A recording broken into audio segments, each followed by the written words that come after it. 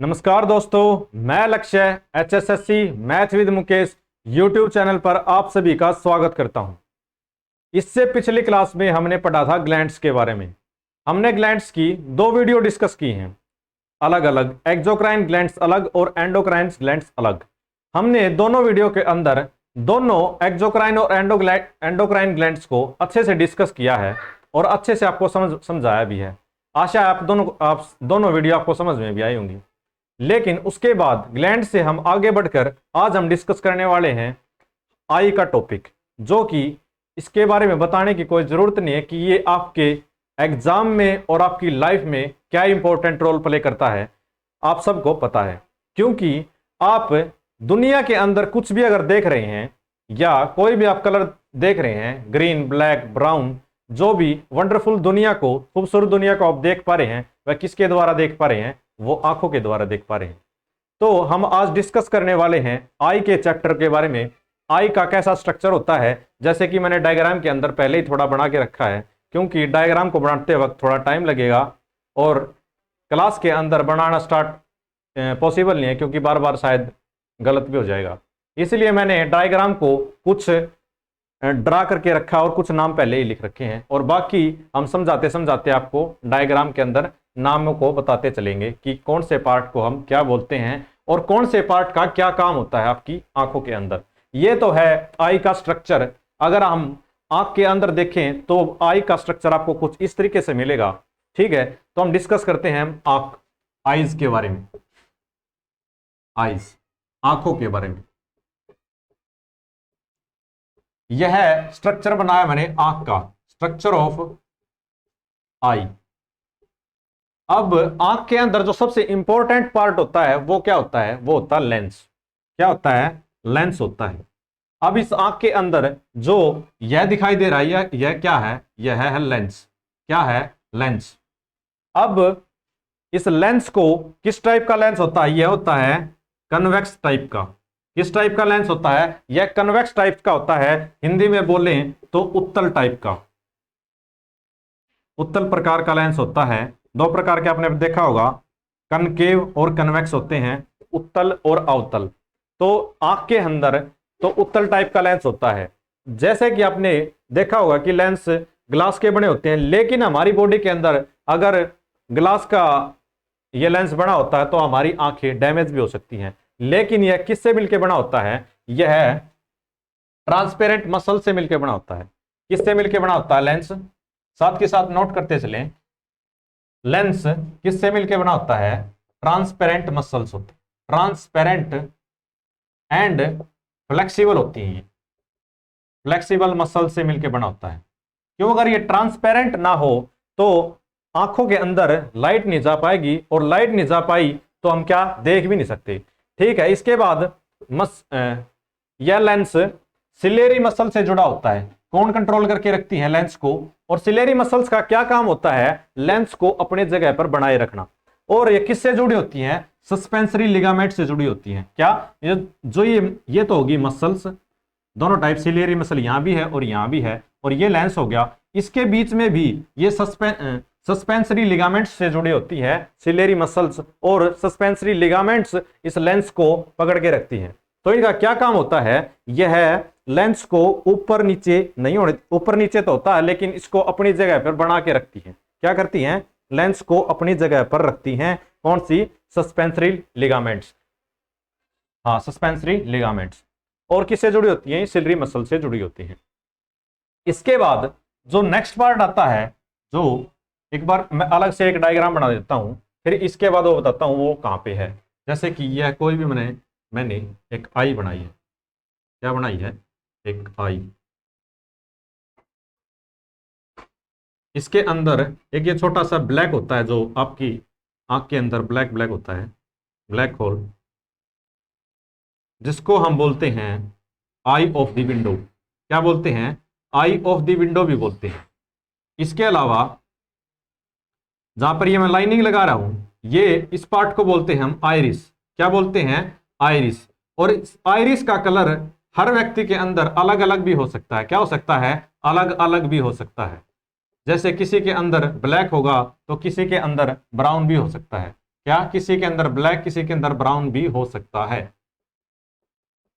अब आइरिस का कलर किस पे मेंटेन करता है, यह तो होता है, इसको बीच वाले को बोलते हैं हम प्यूपिल। क्या बोलते हैं, प्यूपिल। और इसको बोलते हैं हम आइरिस। किसको बोलते हैं हम, आइरिस।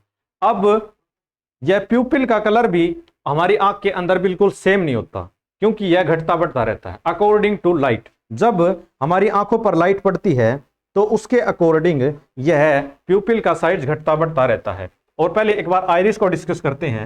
आइरिस के अंदर एक पिगमेंट पाया जाता है। क्या पाया जाता है, पिगमेंट पाया जाता है, जिसे हम मेलेनिन पिगमेंट के नाम से जानते हैं। किसके नाम से जानते हैं, मेलेनिन पिगमेंट के नाम से जानते हैं। और इस मेलेनिन पिगमेंट के द्वारा ही, क्या इस मेलेनिन पिगमेंट के द्वारा ही हमारी आंख के अंदर जो आइरिस का कलर होता है वह ब्लैक होता है, ब्राउन होता है और ब्लू पाया जाता है। अगर किसी के अंदर यह बिल्कुल कम है, क्या है, बिल्कुल इस पिगमेंट का कलर बिल्कुल कम है, तो उसकी आंख कैसी होगी, ब्लू होगी।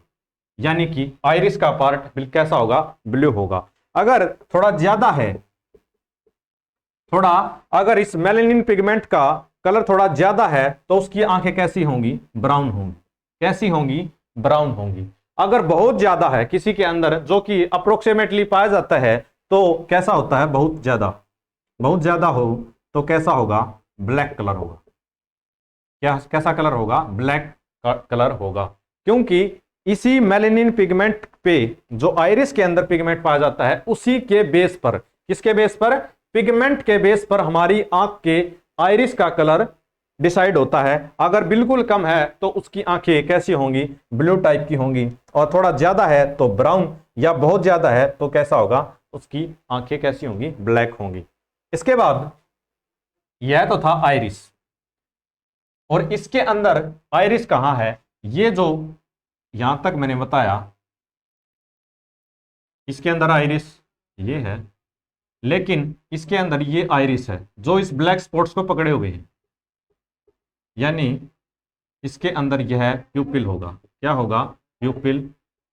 जो मैंने बिल्कुल जो डार्क स्पॉट बना रखा है, यह प्यूपिल है। और यहां पे प्यूपिल ये रहा बिल्कुल ब्लैक स्पॉट के अंदर।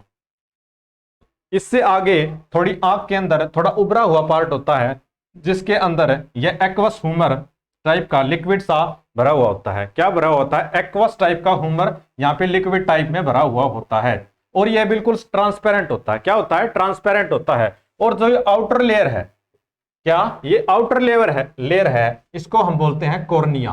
क्या बोलते हैं, इसको बोलते हैं हम कॉर्निया। और कॉर्निया का क्या काम होगा, हमारी आंख को प्रोटेक्शन प्रोवाइड करना। क्या करना, प्रोटेक्शन प्रोवाइड करना।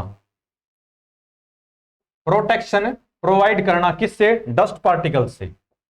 डस्ट पार्टिकल जैसे कि धूल मिट्टी के कण अगर आ रहे हैं तो उनको कौन रोकेगा, कॉर्निया ही रोकेगा। और कॉर्निया के बारे में हम देखें तो ये क्या होता है, ब्लडलेस पार्ट होता है कॉर्निया। क्या होगा, कॉर्निया होता है ब्लडलेस पार्ट। कॉर्निया यह होता है ब्लडलेस पार्ट। और जब हम डोनेट करते हैं आंख का, अगर ये पूछ लिया जाए क्वेश्चन कि आंख के किस हिस्से को डोनेट किया जाता है, वो किया जाता है कॉर्निया को।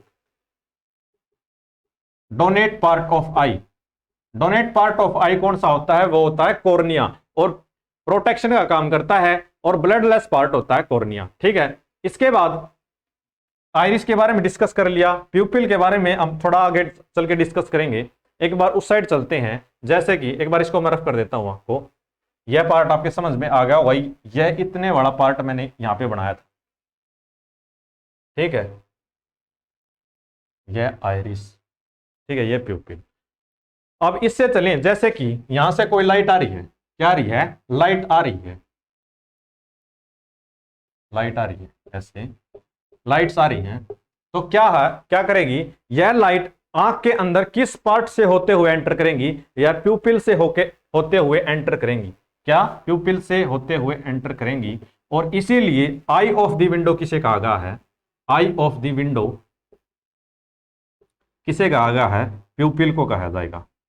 किसको, प्यूपिल के कहा जाएगा। और इसका साइज भी अकॉर्डिंग टू लाइट, जैसे लाइट आ रही है उसके अकॉर्डिंग एडजस्ट होता है। मान लो अगर आपकी आंख के अंदर आंख के अंदर कुछ ज्यादा ही लाइट पड़ रही हो, तो आप क्या करोगे, आप आंखों को थोड़ा बंद करने की कोशिश करोगे। और जब आप बंद करने की कोशिश करोगे तो प्यूपिल का साइज कैसा होगा, बिल्कुल थोड़ा स्मॉल होता चले जाएगा। उस स्मॉल होने के कारण क्या होगा, तो लाइट की जो एंट्री होगी, वो जो जगह होगी वो कम हो जाएगी, जिससे आपकी आंख डैमेज होने से बच जाएगी। क्या, जिससे डैमेज होने से बच जाएगी। अगर इसका साइज सेम रहे, अगर इसका साइज बिल्कुल सेम रहे और आपकी आंख पर टॉर्च मारते रहें, तो क्या होगा, लाइट ज्यादा मात्रा में अंदर जाएगी और क्या करेगी, आपकी आंख को डैमेज कर सकती है।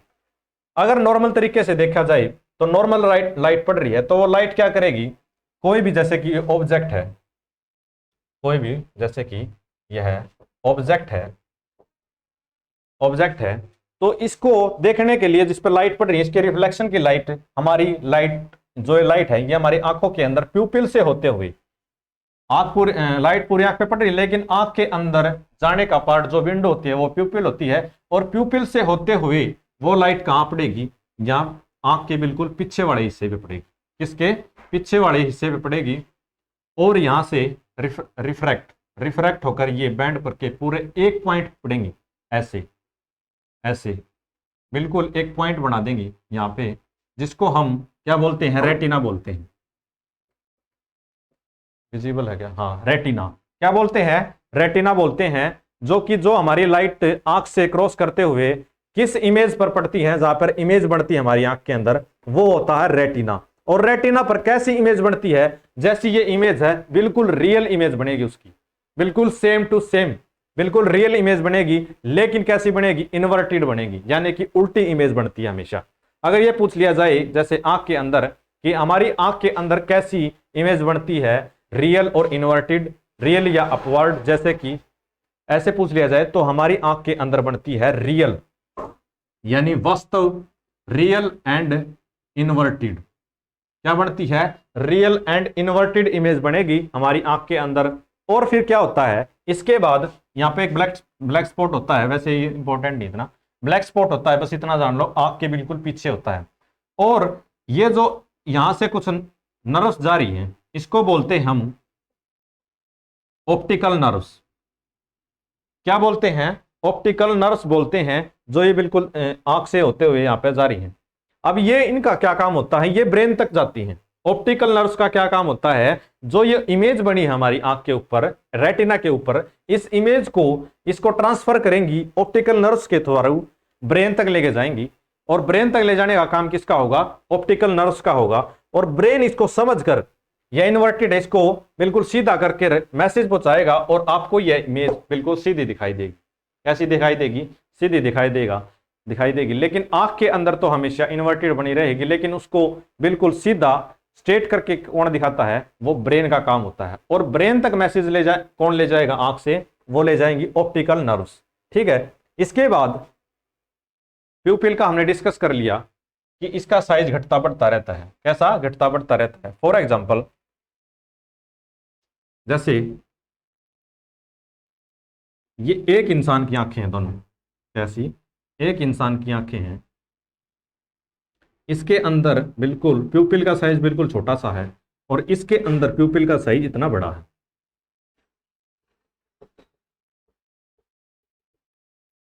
बिल्कुल ब्लैक कर देता हूं इसको, प्यूपिल को।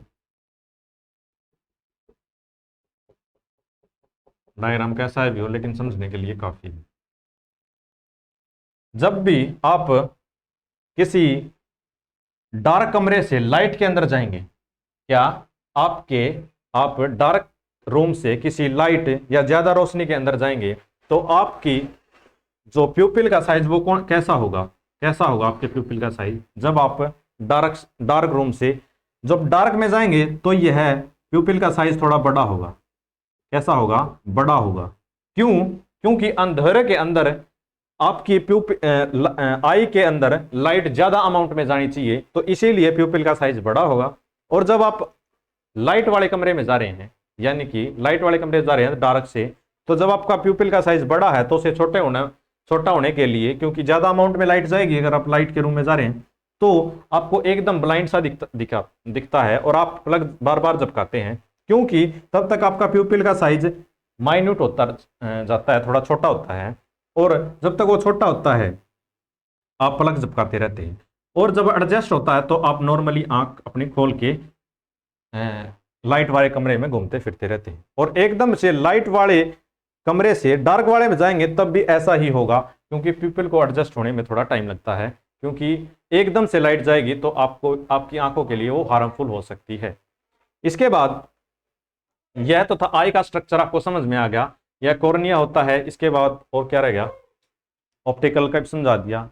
हाँ, यहां भी ये पूरा ये ट्रांसपेरेंट होता है। क्या होता है, ट्रांसपेरेंट होता है। अगर ट्रांसपेरेंट नहीं होगा तो ये लाइट पास होके कहां पे, रेटिना के ऊपर बनेगी कैसे, इसीलिए यह भी बिल्कुल ट्रांसपेरेंट होता है, कॉर्निया भी, और लेंस भी ट्रांसपेरेंट होता है। और किससे मिलकर बना होता है, ट्रांसपेरेंट फ्लेक्सिबल मसल से मिलकर बना होता है हमारा लेंस, क्योंकि कांच का तो बन नहीं सकता। अगर कांच का बन गया तो हमारी आंखों के को नुकसान हो सकता है। इसके बाद यह हमारे आंख का स्ट्रक्चर कंप्लीट हो गया। इसके बाद क्या रहता है, आंख के अंदर टू टाइप की सेल्स होती हैं, road sales, two type of sales होती हैं। जो कलर विजन हम देखते हैं, कलर विजन देखते हैं, एक तो होती हैं रोड सेल्स, एक होती है कोन सेल्स। रोड सेल्स क्या होती हैं और कोन सेल्स क्या होती हैं, इनका क्या फंक्शन होता है। दो टाइप्स की सेल्स होती हैं। रोड सेल्स का क्या काम होता है, यह अंधेरे में, डार्क रूम में हमें देखने में मदद करती हैं। क्या देखने में मदद करती हैं। और ये किसके अंदर पाई जाती हैं, एनिमल्स के अंदर ज्यादा अमाउंट में पाई जाती हैं रोड सेल्स। या रोड सेल्स एनिमल्स के अंदर ज्यादा पाई जाती हैं, क्योंकि उनकी अंधेरे में आंखें चमकती रहती हैं और उनको अंधेरे में भी दिखाई देता रहता है, एज कंपेयर टू ह्यूमन। और कौन सेल्स क्या होती हैं, ये कलर विजन में हेल्प करती हैं। क्या, कलर विजन में हेल्प करती हैं, यानी कलरों को पहचानने में मदद करती हैं। ये ह्यूमंस के अंदर पाई जाती हैं, लेकिन एनिमल्स के अंदर प्रेजेंट नहीं होती। अगर एनिमल्स के अंदर ये अब्सेंट हैं, एनिमल्स के अंदर ये अब्सेंट हैं, तो एनिमल्स को आपने देखा होगा, कुत्तों को या जानवरों को कलर नहीं पहचाने जाते, उन्हें सिर्फ या तो ब्लैक दिखाई देता है या फिर व्हाइट दिखाई देता है। जैसे कि ट्री है, पेड़ हैं, उनके पत्तों का रंग हरा होता है, लेकिन वो हरा रंग सिर्फ आप देख सकते हैं, एनिमल्स नहीं देख सकते। उनको सिर्फ वो ब्लैक और व्हाइट ही दिखाई देंगे, क्योंकि उनके अंदर कौन सेल्स अब्सेंट्स होती हैं और ह्यूमंस के अंदर कौन सेल्स पाई जाती हैं, इसीलिए वो कलर विजन को पहचान सकते हैं, कलर्स को पहचान सकते हैं। ठीक है। इसके बाद एक चीज रहेगी, हमारी आई का नॉर्मल साइज कितना होता है, size of I normally in adult 2.5 centimetre का होता है। कितना, डायमीटर बताया मैंने, आई का डायमीटर कितना होता है, 2.5 सेंटीमीटर होता है।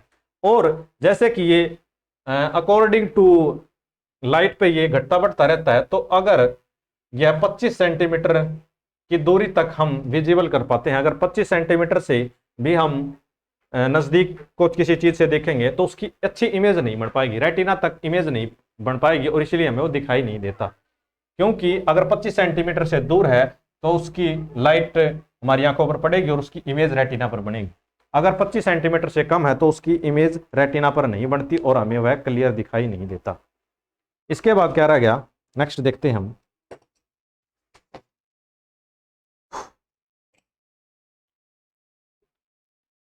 एक क्वेश्चन पूछा जाता है, ये मायोपिया और हाइपरमेट्रोपिया, थोड़ा उसका डिस्कस कर लेते हैं एक बार। क्या होता है मायोपिया और, दिखाई दे रहा, हाइपरमेट्रोपिया।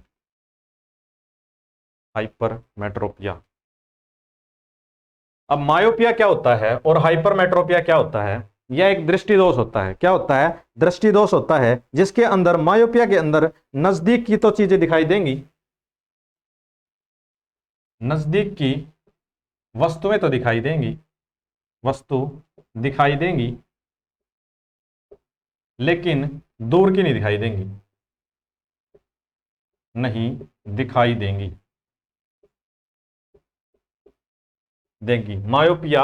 मायोपिया डिजीज लगा लो इसको, हाइपरमेट्रोपिया और मायोपिया दो प्रकार के डिजीज होते हैं। मायोपिया के अंदर क्या होगा, नजदीक की चीज तो आपको दिखाई देगी और दूर की चीज आपको नहीं दिखाई देगी। क्यों, क्योंकि जब आप किसी भी ऑब्जेक्ट की लाइट आपकी आंख के अंदर पड़ रही है तो उसकी इमेज रेटिना से पहले ही बन जाती है। क्या? रेटिना से पहले बन जाती है। इसीलिए मायोपिया के अंदर नजदीक की वस्तु तो दिखाई देती है लेकिन दूर की नहीं दिखाई देती। और इसके अंदर हम कौन सा लेंस यूज करते हैं? कनकेव लेंस यूज करते हैं। कनकेव लेंस यानी अवतल लेंस, अवतल लेंस यूज होता है। ठीक है। और हाइपरमेट्रोपिया के अंदर, इसके अंदर दूर की तो दिखाई देगी, दूर की कोई भी वस्तु दिखाई देगी लेकिन नजदीक की नहीं दिखाई देगी, नजदीक की नहीं दिखाई देगी, दिखाई देगी। और इसके अंदर कनकेव लेंस यूज होता है। डिजीज के अंदर जो चश्मे का चश्मा बनाते हैं उसके अंदर कनकेव यूज होता है। और इसमें कन्वेक्स होता है, कन्वेक्स यानी उत्तल लेंस, जो कि हमारी आंख के अंदर भी पाया जाता है। कन्वेक्स यानी उत्तल लेंस। हाइपरमेट्रोपिया के अंदर दूर का तो दिखाई देगा लेकिन नजदीक का नहीं दिखाई देगा। इसीलिए ये दो प्रकार की नॉर्मल से क्वेश्चन पूछ लिए जाते हैं। ठीक है। और ये हमारी क्लास समाप्त होती है। आशा है आपको आंख का चैप्टर भी समझ में आया होगा, स्ट्रक्चर समझ में आया होगा। इससे ही क्वेश्चन बनते हैं। एक बार इसको रिपीट करके देख लेना क्लास को। और इसके बाद हम नेक्स्ट दांतों के बारे में पढ़ेंगे यानी टीथ के बारे में डिस्कस करने वाले हैं नेक्स्ट क्लास के। तब तक के लिए धन्यवाद। वीडियो को लाइक करना ना भूलें और चैनल को सब्सक्राइब करना ना भूलें। Thank you.